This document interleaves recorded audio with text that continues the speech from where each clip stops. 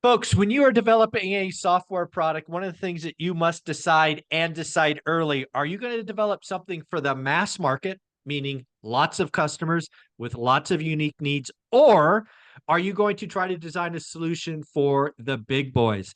This is something undoubtedly Hemlane has decided. We will talk about that. We will talk to the CEO. But before we do, we're going to talk about the Zuber letter. The Zuber letter, you can be found at zuberletter.com. It was the first edition came out yesterday, and I'm a little nervous because we've been working on it for several weeks, and I want to get feedback from Dana, who's going to tell me the truth. All right, Uh, Dana, I think you got the Zuber letter. What's up? I did. So one of the things with newsletters, first of all, I actually read newsletters. I know there's a lot out there. I'm very specific about the ones that I subscribe to. And there are a couple of things that I look for in it. The first is someone who's a subject matter expert who actually is following the news and knows what they're talking about. Is the first thing, and then two, it's a topic that I'm interested in. Right? Those are the two things about it. And typically, I'll read the newsletter once and figure out, am I going to open this Right. again? Is it enough information, or is this something sort of promotional that doesn't really provide too much value to me? And I'm so happy, Michael, that you have a newsletter. And here's the reason why. Um, as you know, and we've said this in the show, I work a lot. And so Yes. every day I'm like running out the door to something, jumping into a meeting. And a lot of times I don't have time to actually listen to everything on the Mm. YouTube. I like the financial news. I try to listen to that a couple times of the week. It doesn't always happen, but I do. Like I really do. And also to what you're talking about with other real estate investors. And what I love about the newsletter is it's almost synthesizing all of that together. Mhm. And this one, that's one thing I loved about this one is you were talking about inventory, you were talking about Yep. inflation, you were consolidating everything together. So even if you've missed one of the YouTube videos, you can go through and read it.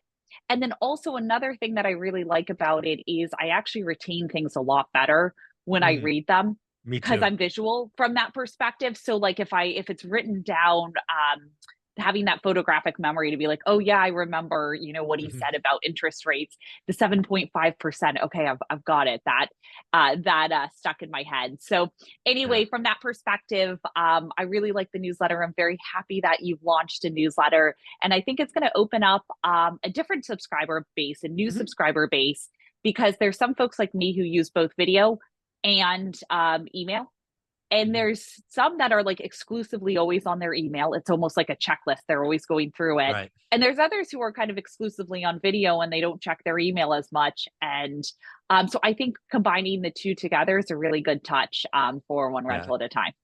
Yeah, I want to shout out Lance Lambert, Resi Club. I've always wanted to do it because you're right. My goal for the newsletter was, Zuper, you create a lot of stuff every week. How do you kind of step back and take one thread and pull on it a little bit more? Yeah. Was kind of the idea. Lance and I talked about it. Lance obviously is a professional writer. He's paid to write. Writing for me is hard. It's work. I'm bad at it. I spell worse. So it was always one of those things like it'd be great to do, but let's be honest, I don't have the skill set or the aptitude to do it well and consistently. Lance does. Yep. Lance has been a part of the channel. He's been a Fortune editor, Hmm. worked at other places, and he's like, "Hey, let's do something together."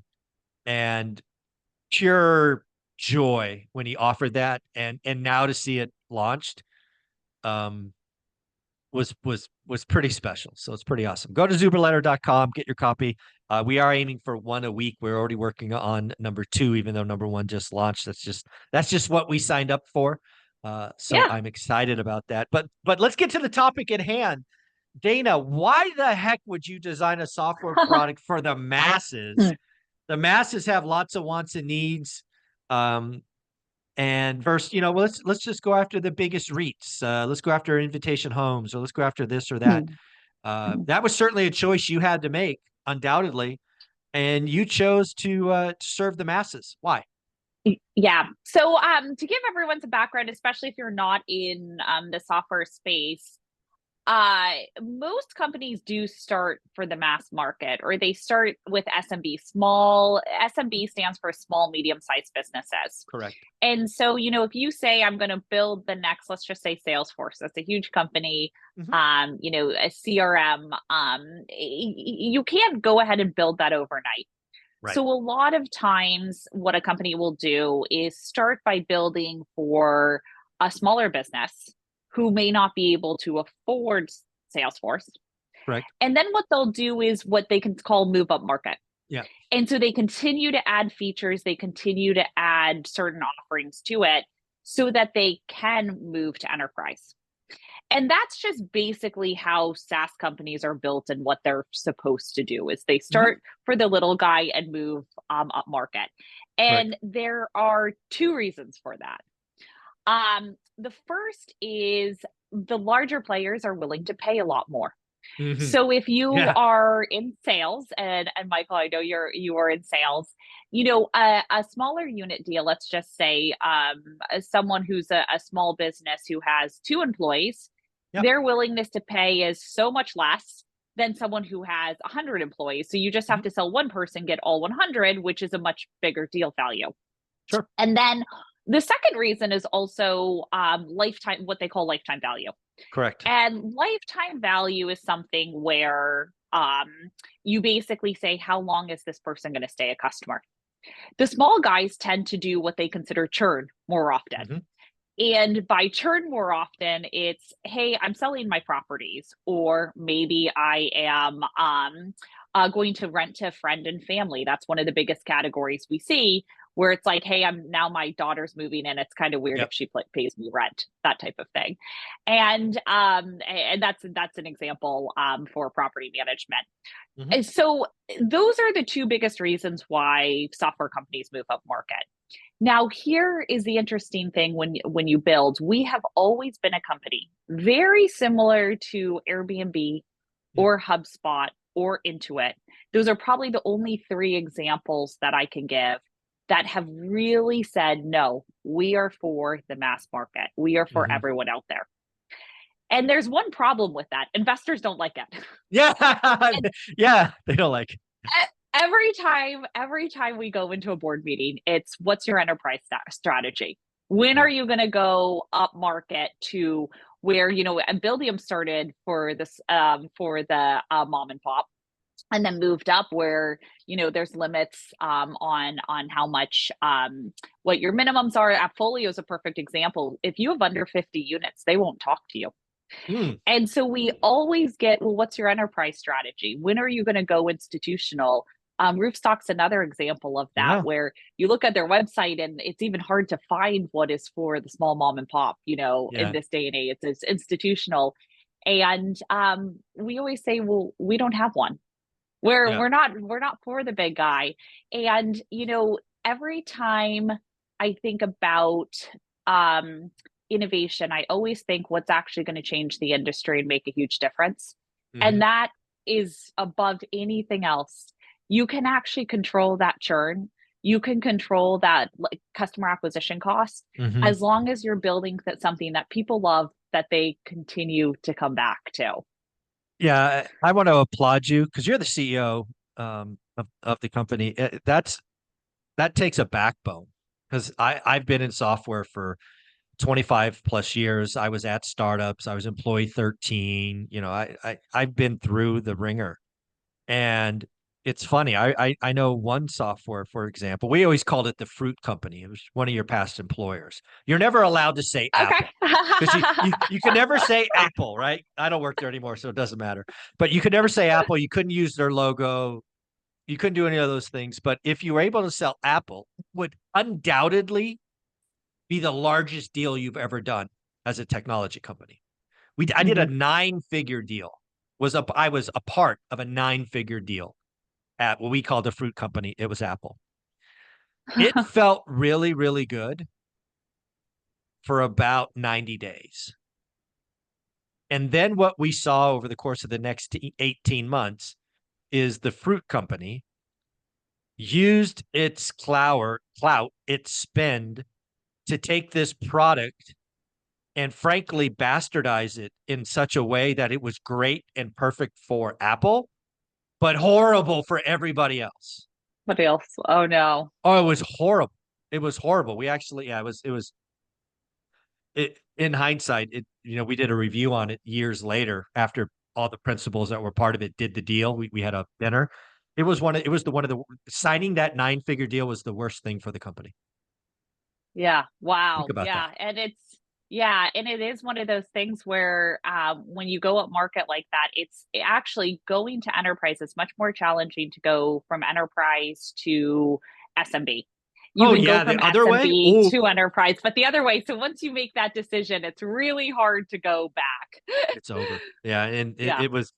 Yeah, it was. I mean, just think about it. You do a 9-figure, a little bit over $100 million over multiple years, and in hindsight, you say it was the worst day for the company. Just think about that. And really, what it boils down to was we were still. It was like if that deal would have been done 2 years later, it wouldn't have hurt so much. If that makes Hmm. sense, because we would have Yeah. rounded out the technology and the scalability and other things. We just we jumped too soon. We crossed the chasm or whatever words you want to use. So I want to applaud you. I mean, I know how easy it is as the CEO with board meetings and investors to make up an enterprise strategy, to talk about going up market. Because again, all these folks play with math. They're all Excel wizards. And they're like, well, if you Hmm. do this, your revenue will go this and your churn will go that. And your valuation will bingo bango. Oh, hey, Yeah. that's And that's the, that's exciting, but it's not necessarily the best idea. Yeah, and there's one like Intuit may be one of the good examples of this. With something like TurboTax TurboTax, and yep. the Mhm. likes, where they've always been for SMB. And they've said they are for, small business, Mhm. medium-sized businesses. And here's the one thing I have to say in our industry, whenever you're innovating, there's red ocean and blue ocean. And red Yep. ocean is what they call where the sharks are, right? That's why it's a red ocean. And for me, there's already so many companies out there for the big guys, which is a red ocean to me. There is Yardi, there's Appfolio, there's MRI, there is RealPage, there's Buildium, there's, a whole array that anyone Yep. can use. And when you look at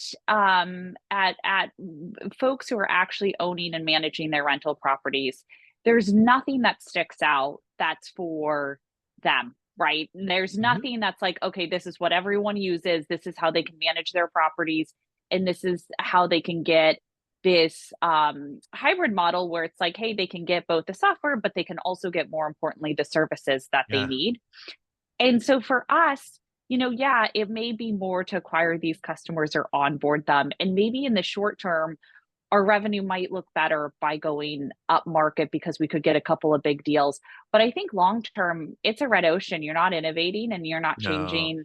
changing things at all. And so for us, our philosophy has always been, well, if we get more of the small mom and pops and everyone's on there, we see it that they start telling other friends about Yeah. Hemlane. They get on the platform, and then we can actually build something that's not only self-service for them, Mhm. but also helps innovate and provide more features for them, but still in that like simple UI UX of, Mhm. when they go through the workflows and stuff, it's easier to use. It's not enterprise where it takes an entire onboarding team to help you onboard all your Yeah. properties, whether you have one or 50. Yeah, I love your vision for this. I know you probably have had some uncomfortable moments in board meetings and investor conversations. I applaud you for standing up to that, having a backbone. But what you're on the cusp of, because I think you're right, the red ocean, blue ocean idea is not only are there not a lot of solutions being provided, everybody wants to go upstream, but here's the other thing is, and it's really that idea is you could be the mako shark or the great white shark in the blue ocean, because the Yeah. little folks coming in behind you are just minnows. And really what you can do if you stay true to your mission, which I know you will, you're going to become the standard. You'll become the Hmm. Xerox, the TurboTax, the answer. and people won't even look at anything else.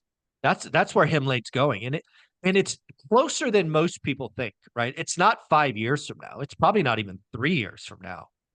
I think over the next 18 months to 24 months, Hemlane becomes that vernacular spoken at real estate meetups, spoken at events like Bigger Pockets, or wherever the mom and pops, wherever mom and pop investors go, Hemlane will be talked about because it's the right solution. We've already done past videos. You have a playlist talking about the financials you're adding.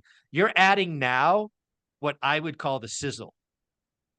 For years, you've been building the steak, the plumbing, Yeah. the communication from tenant to landlord. Now you're adding the sizzle. And like it or not, sizzle sells. And if I was in the sales teams leading that, I mean, I would be taking that sexy sizzle, dressing it up because the plumbing's there. That's what I'd be selling. I would Yeah. take pictures of the graphs and this and that, the portfolio reviews, the what if analysis, which I'm sure is coming. And I would be selling the hell out of the sizzle. You've like it or not, my opinion, Hemlane to this date has been all plumbing. It's good. That's where you got to start. Yeah. But now you're adding sizzle. Oh my God. If I was on your sales team or marketing, I would be talking sizzle, sizzle, sizzle. I would be Michael, you're hired. Dude, seriously, you have a 14-day trial now? I mean, I don't know if you could do this, but this is just coming to me right now. What I would try to do, and if nobody's doing this, create a task today. I would take your 14-day trial. I would probably have a button somewhere that says, do you want us to load, I don't know what you would call it, fake data or, whatever. Would you like us to preload a 10-unit portfolio? Yes or no? Because maybe they want to put it in, maybe not. But let's just say yes. I want to preload 10 single-family homes, 4 different states, whatever. Have fun with it.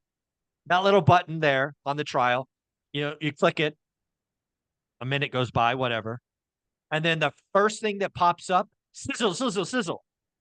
Charts, graphs, portfolios, what ifs, blah, blah, blah. Who cares about all the other stuff? Who cares about the audit trail? All that other communication stuff's there. We'll get to that in a minute.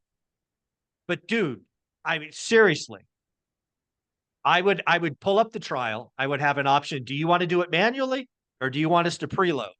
And assuming most people do preload, hit preload, and then it does whatever it does in the back-end database. And then, here's your portfolio. Here's the last quarter. Here's your 2023 tax return. Here's your, not tax return, but whatever. I would just bang them with that. Yeah. That's what I'd be doing like right now. Michael, you're hired for product and sales. Yeah, I would get somebody on that immediately. I mean, that's what you got. Again, sex sells. It just does. Yeah. Yeah. And the eye candy. I love it. You're there. You've got it now, right? What I've seen you do with the investments. Plumbing is great. It's where guys, it's like where folks like Dion and Matt play day to day. Yeah. That's not where most people are. Most people are sexy and sizzle. So lean into that. You're onto something, Dana. I love it. Well, thanks so much. And we appreciate, obviously, the One Rental at a Time community so much for helping us build Hemlane, from the customers who've been with us for 4 years to the new customers. So we love it, and we'll continue to be building for you. Yeah. At the end of the day, if somebody wanted to see this sexy sizzle POC and play with the 14-day trial, where do we send them? Yeah, you can go to Hemlane, HEMLANE.com, and just mention One Rental at a Time for 20% off your first year. Folks, do me a favor, leave the comments below. Tell Dana that you want her to create this sexy preloaded 10-unit portfolio. That way she could tell her product marketing leaders to go make it happen. Thanks, Dana. Thanks, Michael.